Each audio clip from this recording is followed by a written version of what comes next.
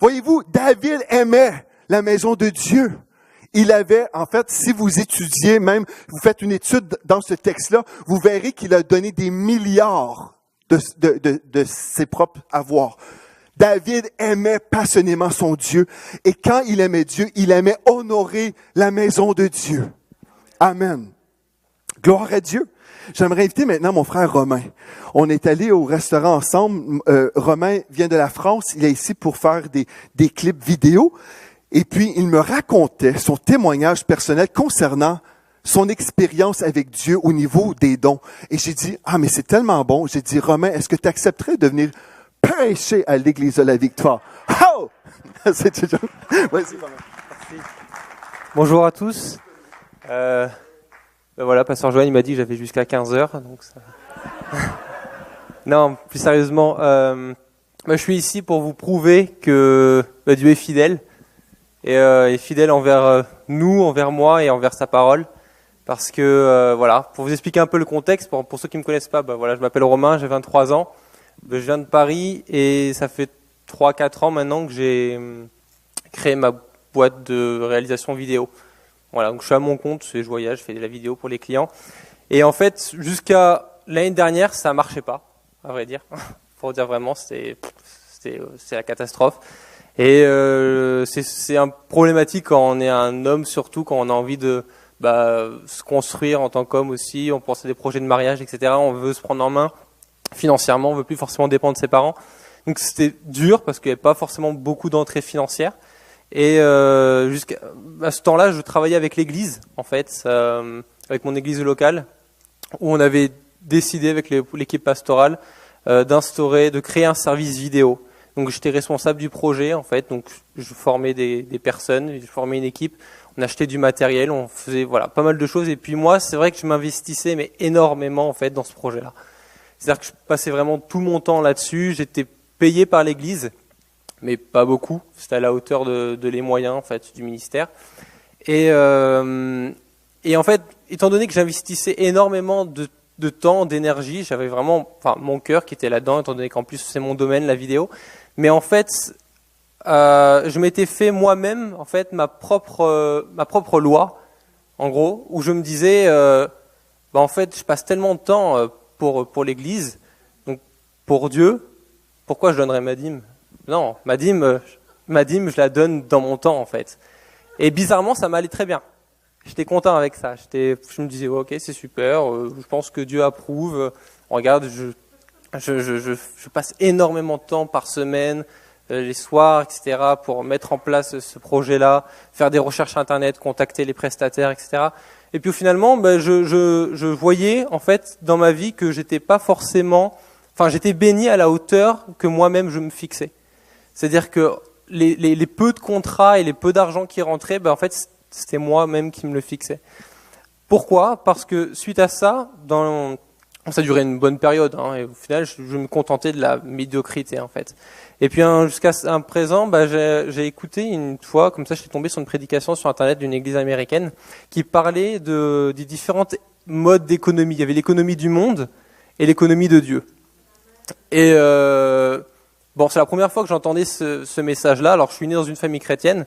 Le message de donner le peu qu'on a, etc., je le connaissais. Mais moi, je pense que tant qu'on n'a pas vraiment expérimenté, on ne connaît pas. Et moi, c'est vraiment ce que j'ai vécu.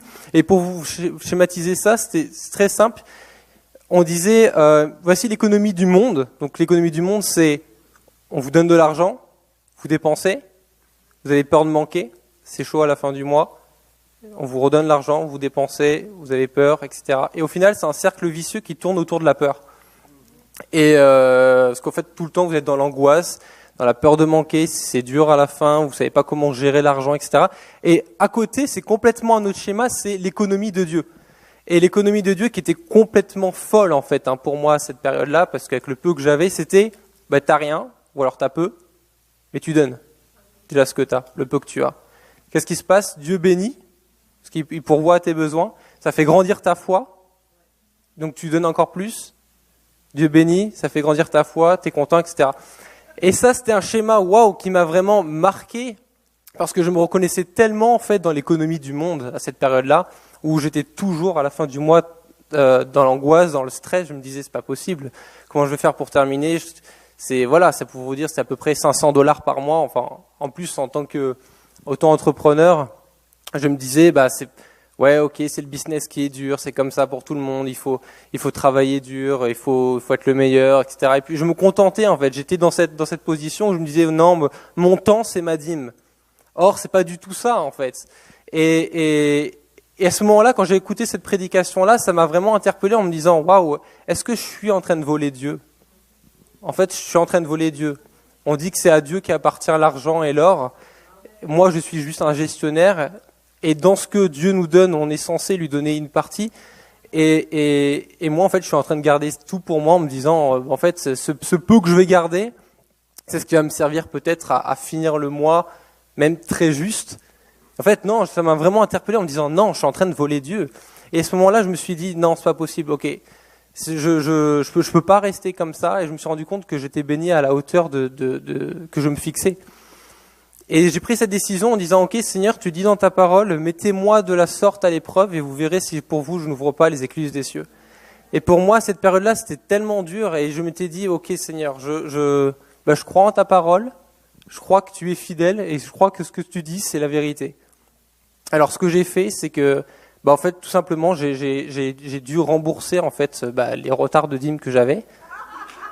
Quand on est honnête, on allait jusqu'au bout. J'ai dû rembourser les retards de dette et en fait à cette période-là, je venais de faire un petit contrat aussi au niveau vidéo, donc j'étais content parce que j'allais un peu plus que d'habitude. Et au final, en fait, je me rendais compte que le montant de ma prestation, c'était carrément le montant de la dîme en fait. Donc dégoûté quelque part. Et je me rappelle encore être devant mon ordinateur, afficher le montant qui était énorme pour moi à cette période-là. J'étais là, et au moment d'appuyer sur confirmer, ça bug. C'était vraiment, voilà. Et ok, je me souviens encore de cette période où je disais, ok Seigneur, je crois que tu es vrai, que ta parole est la vérité. Et ok, je te mets aujourd'hui à l'épreuve. Et je crois que tu vas pourvoir à mes besoins. Donc c'était pas facile, ça m'a coûté. J'ai appuyé, j'ai confirmé. Ok, après c'est bon, donc le compte est vide, mais ça roule. Et je vous mens pas, vraiment, la semaine d'après, vraiment pour une semaine après, j'avais des appels tous les jours pour des contrats, vraiment. Et c'est glorieux parce qu'au final, je suis complètement rentré dans l'économie en fait de Dieu qui disait, tu as peu ou pas, tu donnes ce que tu as, Dieu pourvoit comme il a pourvu. Ça fait grandir ma foi, donc je continue à donner et Dieu pourvoit, etc. Aujourd'hui, pour vous dire, je signe des contrats avec des groupes comme L'Oréal, comme Porsche, comme Rockefeller, des groupes comme groupe Rothschild, etc. Avec des montants qui dépassent carrément la petite somme que j'avais donnée au début. Pareil, plus tu gagnes, plus tu donnes. Mais au final, tu rentres complètement dans l'économie de Dieu. Et je veux vraiment, par là, ce témoignage-là, vous encourager à croire que, si c'est valable pour quelqu'un comme moi, qui sort d'une famille chrétienne modeste en France, et je me dis, autant plus c'est valable pour vous aussi. Donc, soyez vraiment encouragés. Amen. Merci Romain. Gloire à Dieu.